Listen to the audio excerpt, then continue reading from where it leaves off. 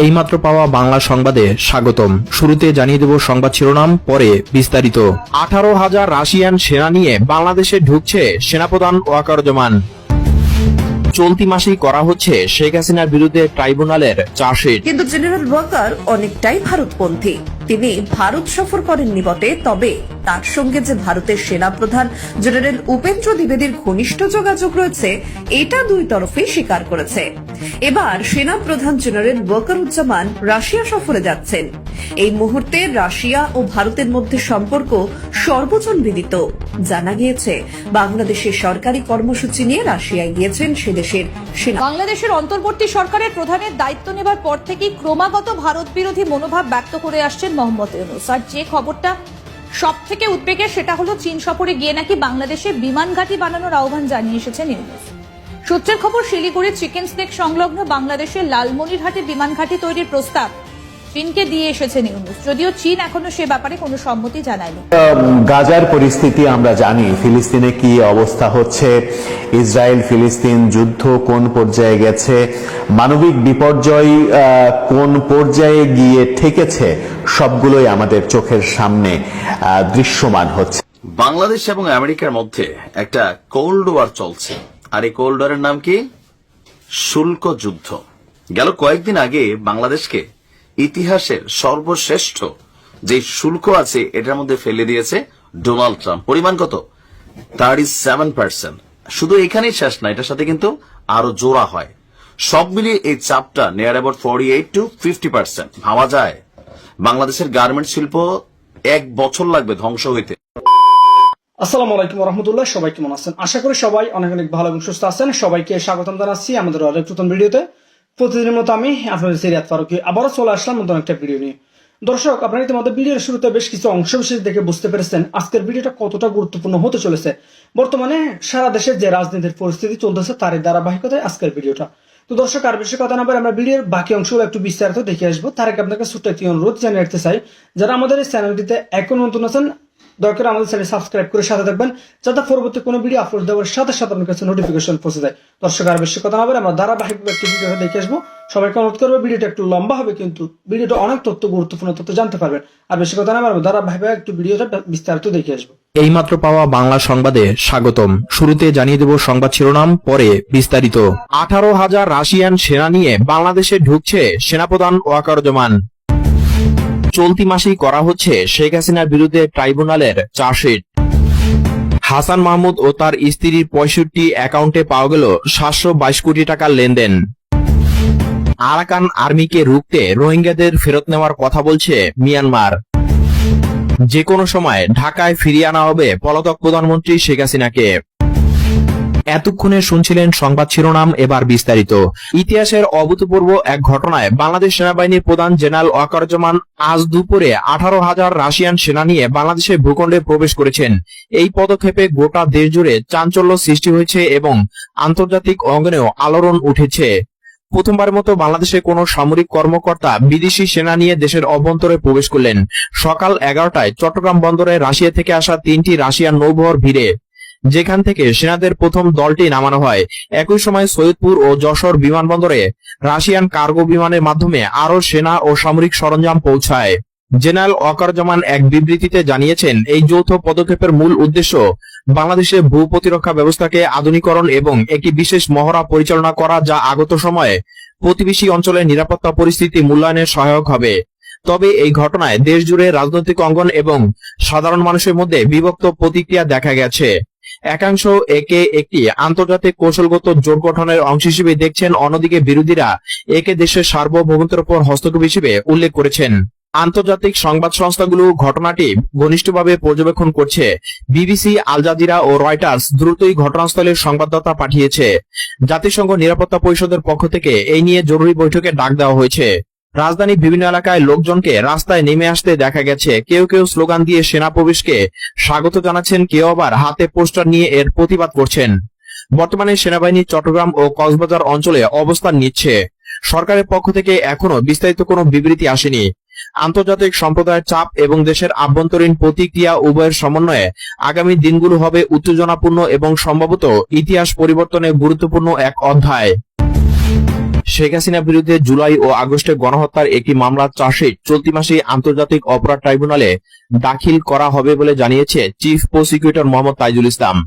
জুলাই ও August গণহত্যার ঘটনায় এখন পর্যন্ত 3টি মামলার তদন্ত চূড়ান্ত হয়েছে জানিয়ে তিনি বলেন, এর মধ্যে প্রথম ট্রাইব্যুনালে দাখিল করা হবে বৈষম্য বিরোধী ছাত্র আন্দোলনের সময় আশুলিয়া থানার সামনে ভ্যানগাড়িতে 6 জনের মরদেহ পুড়িয়ে হত্যার তদন্ত রিপোর্ট। তারপর রাজধানীর চানখারপুলে হত্যার তদন্ত রিপোর্ট দাখিল করা হবে। এরপর যে তদন্ত রিপোর্ট দেওয়া হবে সেটি শেখ হাসিনার বিরুদ্ধে। এটি একটি পৃথক রিপোর্ট হবে, যেখানে শেখ হাসিনাকে সুপিরিয়র রেসপন্সিবিলিটির অভিযোগে সারা দেশে যে গণহত্যা হয়েছে সেই অভিযোগে অভিযুক্ত করা হবে। এক প্রশ্নের জবাবে তিনি বলেন, সবকটি মামলাতে শেখ হাসিনাকে আনা হবে না, একটি মামলার মধ্যে তার বিরুদ্ধে অভিযোগগুলো উপস্থাপন করা হবে।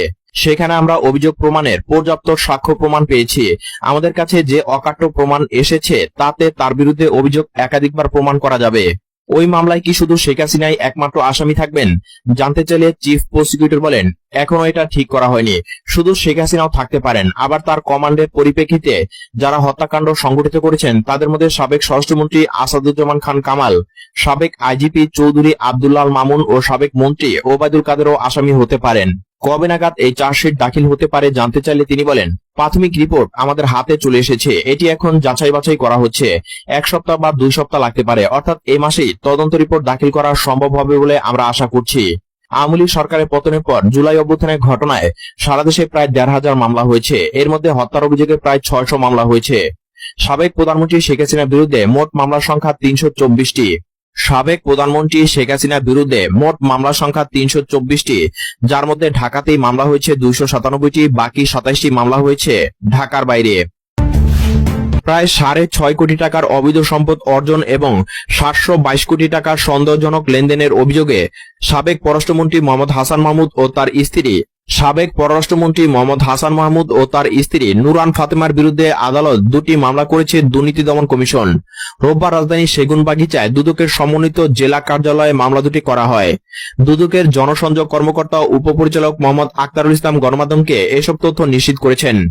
মামলায় জ্ঞাত আয়ের উৎসের সঙ্গে অসঙ্গতিপূর্ণ 1,11,55,318 টাকার অবৈধ সম্পদ অর্জন ও তা দখলে রাখা এবং 9টি ব্যাংক হিসাবের মাধ্যমে 39,76,37,567 টাকার সন্দেহজনক লেনদেনের অভিযোগ আনা হয়েছে।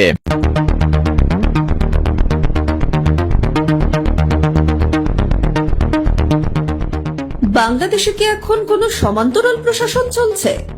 কেন এরকম প্রশ্ন করছি তার পিছনে যথেষ্ট কারণ রয়েছে। আমরা সবাই জানি এই মুহূর্তে বাংলাদেশের তদারকি সরকার পাকিস্তান ও চীনের দিকে ঝুঁকে আছে। কয়েকদিন আগেই বাংলাদেশের প্রধান উপদেষ্টা মোহাম্মদ ইউনূস চীন সফরে গিয়েছিলেন। তারপর তিনি থাইল্যান্ডে বিমস্টেক সম্মেলনে যোগ দিতে যান।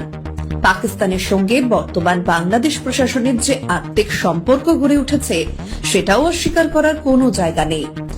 সম্প্রতি বাংলাদেশের স্বাধীনতা দিবসের দিন পাক প্রধানমন্ত্রী শাহবাজ শরীফ সোশ্যাল মিডিয়ায় যে পোস্ট করেছিলেন তাতে তিনি শুভেচ্ছা বার্তার পাশাপাশি জানিয়েছিলেন এপ্রিল মাসে পাকিস্তানের উপপ্রধানমন্ত্রী তথা বিদেশমন্ত্রী বাংলাদেশ সফরে যাবেন। তার সঙ্গে একটি বড় বাণিজ্যিক প্রতিনিধি দলও বাংলাদেশ সফরে যাবেন। কিন্তু বাংলাদেশের সেনাপ্রধান ওয়াকারুজ্জামান হাঁটছেন ঠিক উল্টো পথে। এর আগে আমরা দেখেছি পালা বদলের পরপরই তিনি মার্কিন যুক্তরাষ্ট্র ও কানাডা সফরে গিয়েছিলেন। তারপর তিনি যান মধ্য আফ্রিকায়। এবার তিনি উড়ে গেলেন রাশিয়ার উদ্দেশ্যে। ভালো করে লক্ষ্য করলেই বোঝা যাবে বাংলাদেশের প্রধান উপদেষ্টা মোহাম্মদ ইউনূস যে অক্ষে ঝুঁকে আছেন, সেনাপ্রধান ওয়াকারুজ্জামান ঝুঁকেছেন ঠিক উল্টো অক্ষে। এই সফরসূচিগুলি দেখে বোঝাই যাচ্ছে সেনাপ্রধান আছেন মার্কিন যুক্তরাষ্ট্র, ভারত ও রাশিয়ার দিকে, আর মোহাম্মদ ইউনূস চীন ও পাকিস্তানের দিকে। সম্প্রতি বেশ কিছু রিপোর্টে প্রশ্ন তোলা হয়েছিল বাংলাদেশে কি সেনা অভ্যুত্থান ঘটতে চলেছে। পাশাপাশি সদ্য গঠিত পার্টি এনসিপির হাসনাত আব্দুল্লাহ ও সার্জিস আলমের সঙ্গে সেনা প্রধানের সাক্ষাৎ ঘিরে হাসনাতের একটি পোস্টের পর তোলপাড় হয়েছিল বাংলাদেশের রাজনীতি। এরপরই বাংলাদেশের সেনাপ্রধান ওয়াকারুজ্জামান ঢাকায় সেনানিবাসের প্রাঙ্গণে সেনাবাহিনীর শীর্ষ আধিকারিকদের সঙ্গে একাধিক বৈঠক করেন। তারপরই বোঝা যায় বাংলাদেশের সেনাবাহিনীর অন্দরে সেনাপ্রধান ওয়াকারুজ্জামানের কর্তৃত্ব অনেকটাই বেড়ে গিয়েছে। তা না হলে এই অভ্যুত্থানের আশঙ্কার মধ্যে কোনো সেনাপ্রধান নিশ্চিন্তভাবে সপ্তাহখানেকের জন্য বিদেশ সফরে যেতে পারেন না। জেনারেল ওয়াকারুজ্জামান কিন্তু যাচ্ছেন রাশিয়া ও ক্রোয়েশিয়া সফরে। এটাও যথেষ্ট তাৎপর্যপূর্ণ দিক। বাংলাদেশের সেনার তরফেই জানানো হয়েছে রাশিয়া সফরে গিয়েছেন সে দেশের সেনাপ্রধান। 10 এপ্রিল তিনি রাশিয়া থেকে ক্রোয়েশিয়া যাবেন, ফের 12 এপ্রিল তার দেশে ফেরার কথা। কিন্তু প্রশ্ন, আচমকা রাশিয়া কেন? যেখানে বাংলাদেশের তদারকি সরকারের প্রধান চীন ও পাকিস্তান নিয়ে মাতামাতি করছেন, অতীতে দেখা গিয়েছে বাংলাদেশ সেনাবাহিনীর অন্দরে পাক প্রীতি। জেনারেল ওয়াকারুজ্জামান তো কয়েকজন লেফটেন্যান্ট জেনারেল পাকিস্তানি সেনাবাহিনী ও গুপ্তচর সংস্থা আইএসআই কর্তাদের সঙ্গে বৈঠক করেন। তারা বাংলাদেশেও এসে রংপুর, চট্টগ্রাম প্রভৃতি এলাকা পরিদর্শন করেন।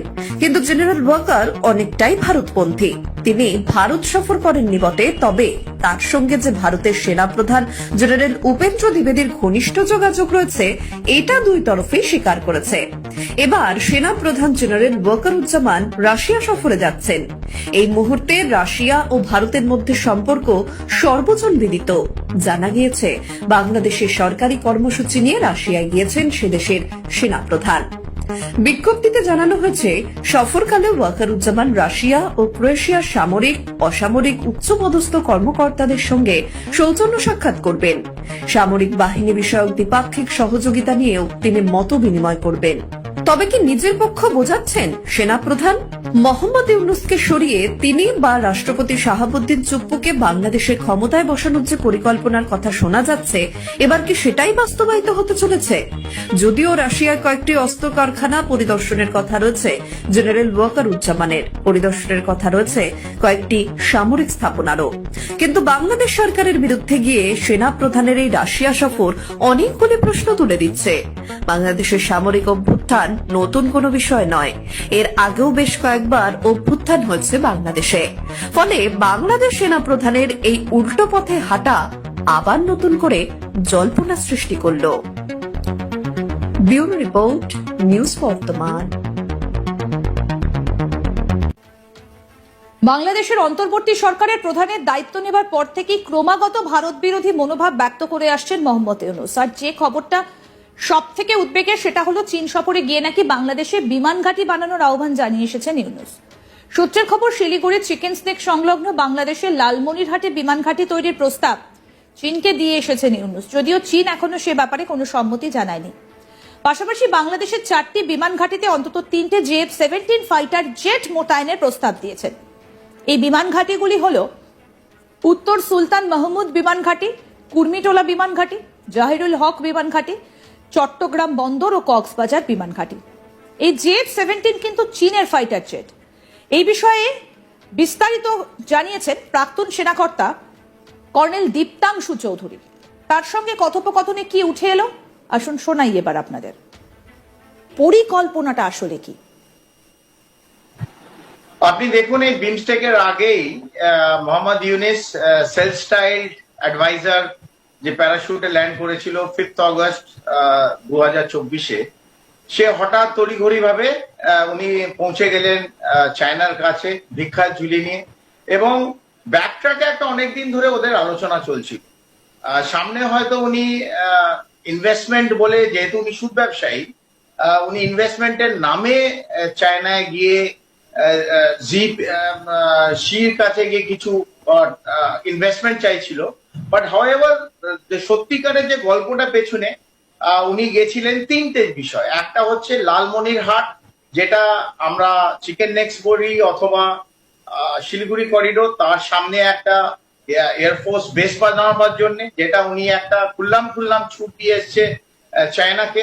এবং বাংলাদেশের বিভিন্ন যে বাংলাদেশ এয়ারবেস আছে, বিশেষত 4টে এয়ারবেসে, ওখানে আহ্বান জানিয়েছে চাইনিজ এয়ারফোর্সকে যে ওদের 3টে স্কোয়াড্রন অফ JF-17, এই JF-17 মাল্টি রোল একটা ফাইটার এয়ারক্রাফট, যেটা চায়না আর পাকিস্তান মিলে তৈরি করেছে in the similar lines of US aircraft. সেই প্লেনটাকে 3টে স্কোয়াড্রন বলছে বাংলাদেশে আপাতত 4টে এয়ারবেস, আমি নাম বলতে পারি। উত্তম সুলতান মাহমুদ, যেটা বাংলাদেশ এয়ারবেস। আমি একটু দেখাতে বলবো, এই ছবিটা একটু দেখাতেও বলবো। আমাদের সঙ্গে একেবারে গ্রাফিক্যালি পয়েন্ট আউট করে দেওয়া রয়েছে কোন 4টে জায়গার কথা বলছেন কর্নেল চৌধুরী। একবারে এই ইনফরমেশন এখন পর্যন্ত বেরোয়নি, তবু যারা নিজেদের খুব চালাক মনে করে ওই যখন কনভারসেশন হচ্ছিল একটা ক্লোজ ডোর সিকিউরিটি মিটিং, ওখান থেকে এই খবরগুলো বেরিয়েছে।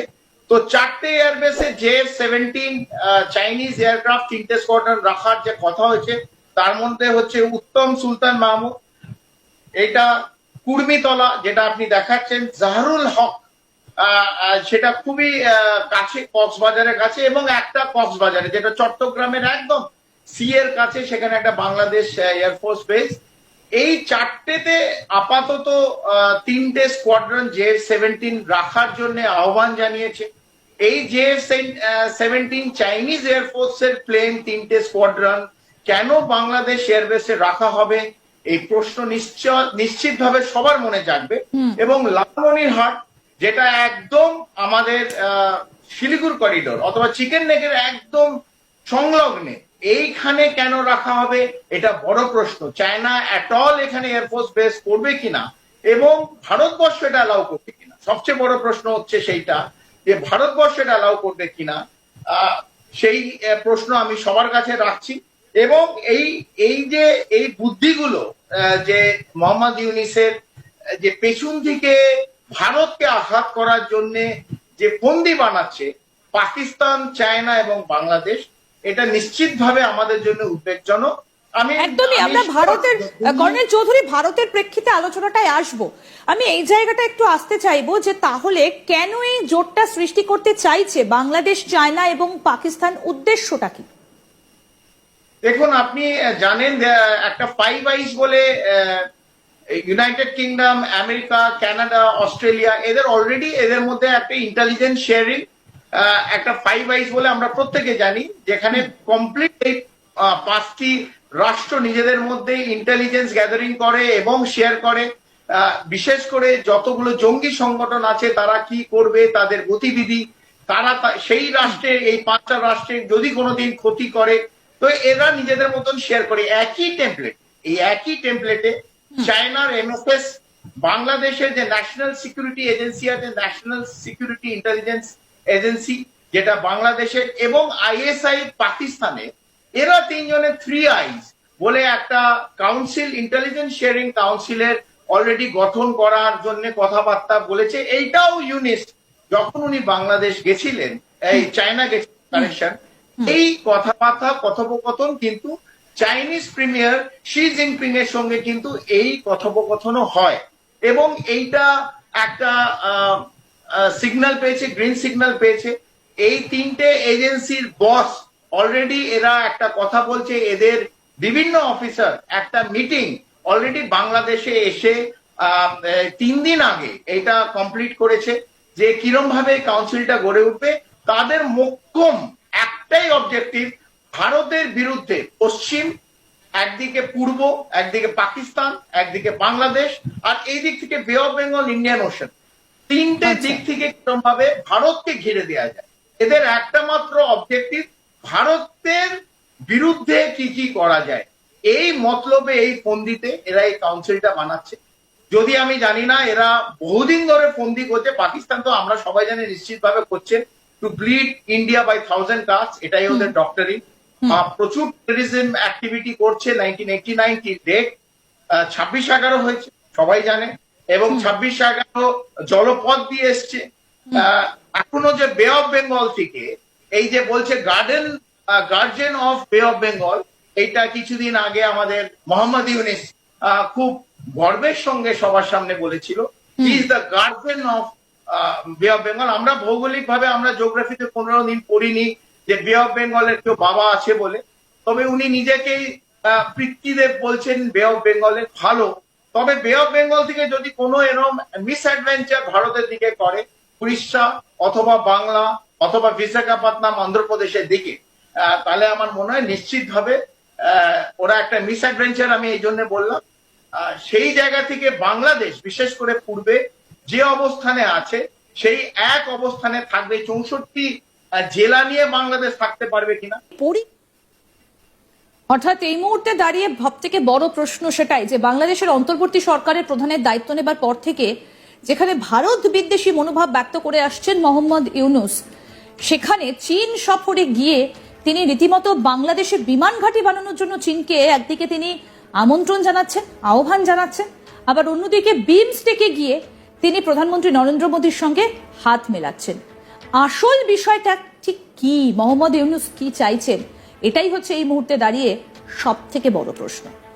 সমস্ত আপডেট পেতে দেখতে থাকুন আজ তাক বাংলা, সাবস্ক্রাইব করুন, নোটিফিকেশন পেতে বেল বাটন অপশন প্রেস করুন, হোয়াটসঅ্যাপে ফলো করুন আজ তাক বাংলা, ভিডিওটা লাইক করুন, শেয়ার করুন, কমেন্ট করুন। গাজার পরিস্থিতি আমরা জানি, ফিলিস্তিনে কি অবস্থা হচ্ছে, ইসরায়েল ফিলিস্তিন যুদ্ধ কোন পর্যায়ে গেছে, মানবিক বিপর্যয় কোন পর্যায়ে গিয়ে ঠেকেছে, সবগুলোই আমাদের চোখের সামনে দৃশ্যমান হচ্ছে। গাজার দৃশ্য আমাদেরকে ব্যথিত করছে, আমাদের বিবেককে নাড়িয়ে দিচ্ছে, বিশ্ব বিবেককে নাড়িয়ে দিচ্ছে। এরকম পরিস্থিতিতে আমরা আজকে দেখলাম সারা বাংলাদেশে গাজার পক্ষে, ফিলিস্তিনের পক্ষে মিছিল সমাবেশ হলো, বাংলাদেশের জনগণ মিছিল সমাবেশ করলো। অনেক জায়গায় একেবারে মূল রাস্তা বন্ধ করে মিছিল সমাবেশের ঘটনাও ঘটেছে, যাতে করে যান চলাচল, জন চলাচল এগুলো ব্যাহত হয়েছে। তারপরেও একটা প্রতিবাদ হয়েছে। সেই প্রতিবাদকে কেন্দ্র করে এবার মার্কিন প্রশাসন বাংলাদেশে মার্কিন নাগরিকদের ওপরে এক ধরনের সতর্কতা জারি করলো। এই যে সতর্কতা জারি করলো, এটা আমাদের জন্য শুভ কিছু বয়ে আনবে কিনা সেই প্রশ্ন সামনে এসে যাচ্ছে। সেই গাজার যে ধ্বংসযজ্ঞ, সেই ধ্বংসযজ্ঞের প্রতিবাদে ইসরায়েলের বিরুদ্ধে বাংলাদেশে আজকে সারা দেশেই মিছিল সমাবেশ হয়েছে, বাংলাদেশে প্রতিবাদ হয়েছে, ব্যাপক প্রতিবাদের দৃশ্য দেখা গেছে এবং রাজধানী ঢাকাতেও এই ঘটনা ঘটেছে।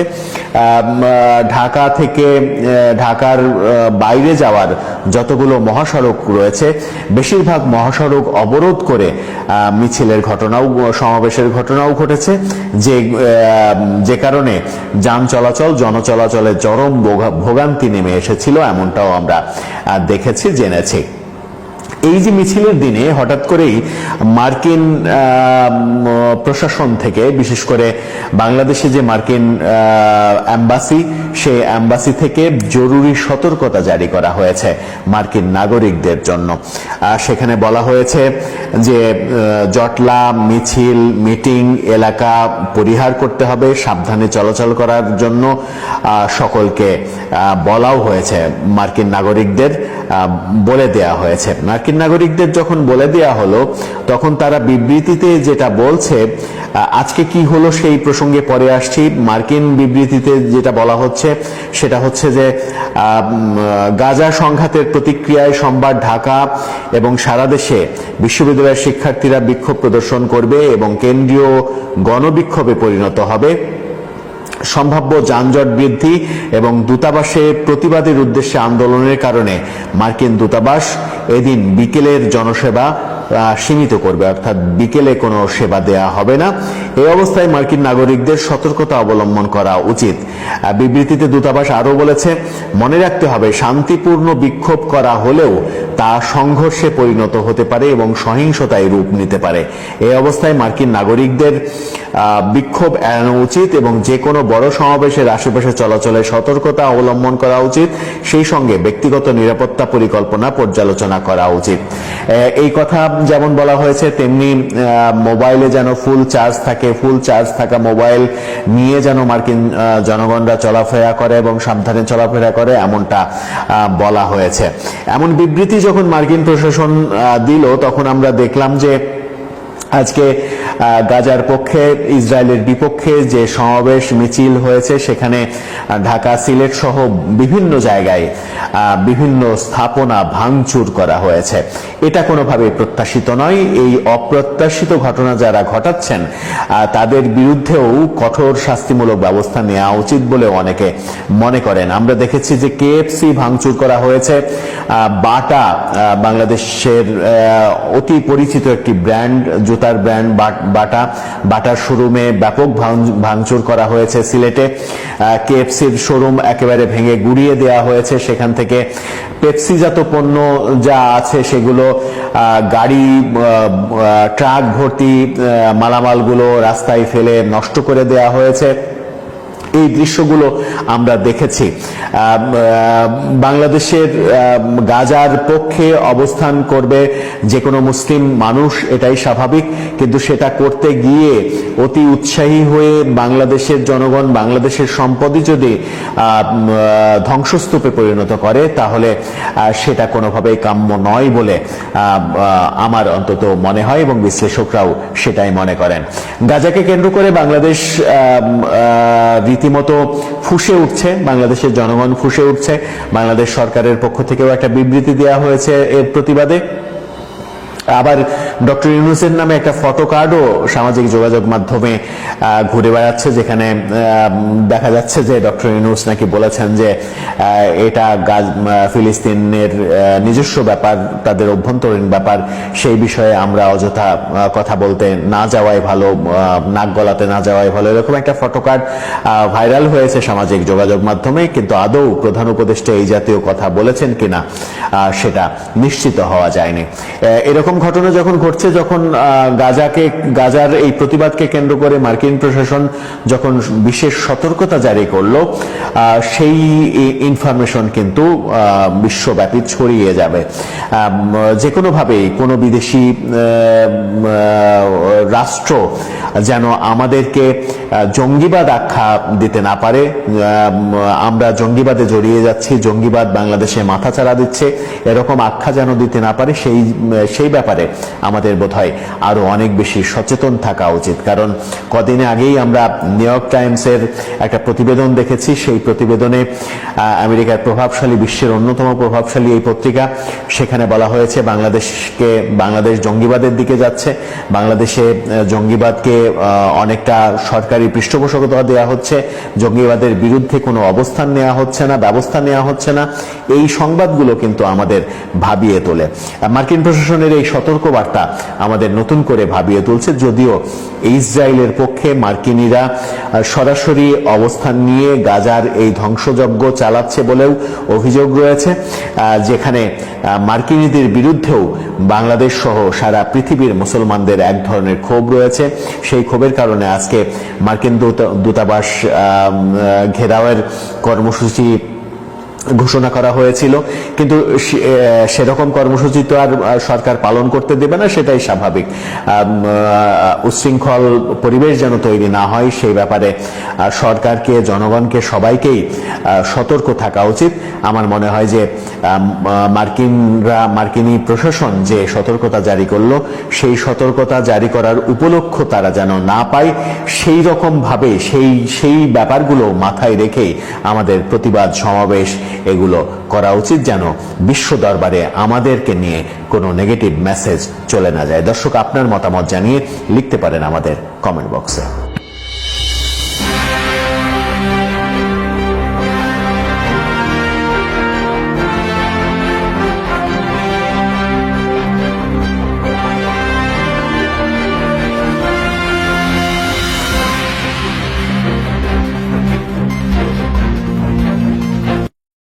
বাজান কও দেখি, ইউনিস কাহা কি পারবে? পারবে না? হ্যাঁ, দেখিস সাওয়াল কি বলে, বড় পাঁচ ইসে কুমিল্লার সাওয়াল। যাই হোক, আমার ছেলে আরিসবির নাইম, সবাইকে সালাম দাও সুন্দর করে। আসসালামু আলাইকুম। বাবার সাথে সাথে ভিডিও করবে। যাই হোক, বাংলাদেশ এবং আমেরিকার মধ্যে একটা কোল্ড ওয়ার চলছে, আর এই কোল্ড ওয়ারের নাম কি? শুল্ক যুদ্ধ। গেল কয়েকদিন আগে বাংলাদেশকে ইতিহাসের সর্বশ্রেষ্ঠ যে শুল্ক আছে এটার মধ্যে ফেলে দিয়েছে ডোনাল্ড ট্রাম্প। পরিমাণ কত? 37%। শুধু এখানেই শেষ না, এটার সাথে কিন্তু আরো জোড়া হয়। সব মিলিয়ে এই চাপটা নিয়ার অ্যাবাউট 48 to 50%। ভাবা যায় বাংলাদেশের গার্মেন্ট শিল্প 1 বছর লাগবে ধ্বংস হইতে। আজকে অলরেডি বেশ কিছু চালানের আদেশ স্থগিত করে দিয়েছে। কেন?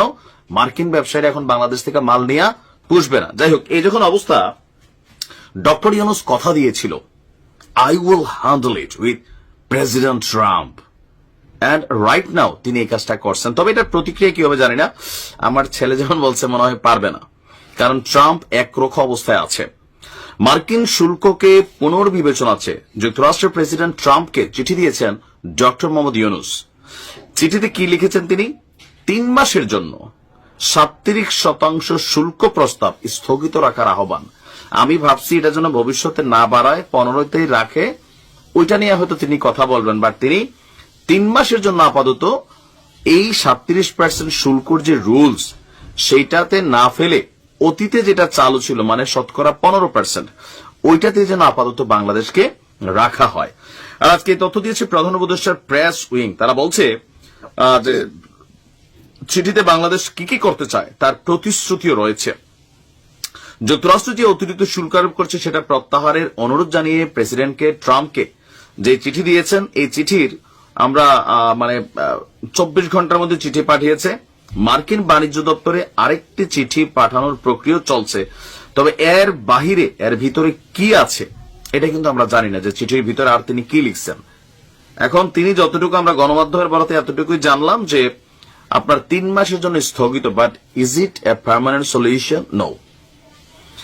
আরেকটা ভয়ানক অবস্থা বাংলাদেশের জন্য তৈরি হবে। দেখেন, আমাদের রাজনীতিবিদরা ভাবে Bangladesh Malaysia, president, Bangkok, Singapore হয়ে গেছে, বাট প্র্যাকটিক্যালি এগুলোর কাছেও নাই, কারণ সিস্টেম ডেভেলপড হয়নি। আরেকটা বিষয় বলি, 2026-এর পরে বাংলাদেশ আরো বড় বিপদে পড়বে। ইউরোপীয় ইউনিয়ন, বাংলাদেশ দরিদ্র দেশ, গরিব, আমরা ভুকা নাঙ্গা জাতি, তা আমাদের জন্য কিন্তু একটা ব্যবসা বাণিজ্যের ক্ষেত্রে একটা কি বলা যায় একটা সুবিধা দিয়ে রাখছিল, জিএসটি। হ্যাঁ, এটা নিয়ে আমি একটা আলাদা ভিডিও হয়তো করতে হবে। তবে সেইটাও কিন্তু বাংলাদেশের বন্ধ হয়ে যাবে। কেন? নিম্ন মধ্যবিত্ত দেশ থেকে আমরা মনে হয় উচ্চ মধ্যবিত্ত দেশে প্রবেশ করছি, না জানি কি। তো এইটাতে প্রবেশ যেই দেশগুলা করে ফেলবে তাদের বেলায় ওই দেশগুলা এই সহমর্মিতা অথবা নমনীয়তা তারা দেখাবে না, সেখানে আপনাকে ট্যাক্স বেশি দিতে হবে। একদিকে আমেরিকার 37, ইউরোপীয় ইউনিয়নের বাজার এই ভারতের সাথে 13% ডিফারেন্ট যখন এই শুল্কে হচ্ছে, আপনি ধরে রাখেন বাংলাদেশের গার্মেন্টস শিল্প সর্বোচ্চ 1 বছরের মধ্যে আমরা রাস্তায় নামতে যাচ্ছি। সো ডক্টর মোহাম্মদ ইউনূস যদি এই সিস্টেমটাকে ইমপ্লিমেন্ট করতে না পারে আমেরিকার সাথে সম্পর্ক দিয়া, তাহলে আগামীতে কোন রাষ্ট্রপ্রধান আমেরিকার মধ্যে এই প্রভাব বিস্তার করতে পারবে না যতটা ডক্টর মোহাম্মদ ইউনূসের হয়তো ক্যাপাবিলিটি আছে। আর এমন হতে পারে গণতান্ত্রিক সরকার আসলে, রাজনৈতিক সরকার আসলে আবার ট্রাম্পের অবস্থান পরিবর্তন হইতে পারে, but it's depend on the situation. যাই হোক, আমরা আশা করি এই চিঠিতে আমরা হয়তো আরো ভিতরে অনেক কিছু লেখছেন, কি লেখছেন জানি না, বাট বাংলাদেশের জন্য ভালো কিছু সংবাদ আসবে, আমরা সে অপেক্ষায় আছি। ভালো থাকবেন। দর্শক, ভিডিওটি ভালো লাগলে অবশ্যই শেয়ার করে দিবেন, আর এই বিষয়টা নিয়ে আপনার মূল্যবান মতামত কমেন্টে জানাতে ভুলবেন না। ভালো থাকবেন, সুস্থ থাকবেন। এরকম চাঞ্চল্যকর তথ্য সবার আগে পেতে আমাদের চ্যানেল সাবস্ক্রাইব করে সাথে থাকবেন। এতক্ষণ ধৈর্য সহকারে যারা ভিডিও ধরে শেষ পর্যন্ত দেখে সাথে ছিলেন তাদেরকে অসংখ্য ধন্যবাদ জানিয়ে এখানে শেষ করবো আজকের ভিডিওটি। ভালো থাকবেন, সুস্থ থাকবেন। আল্লাহ হাফেজ।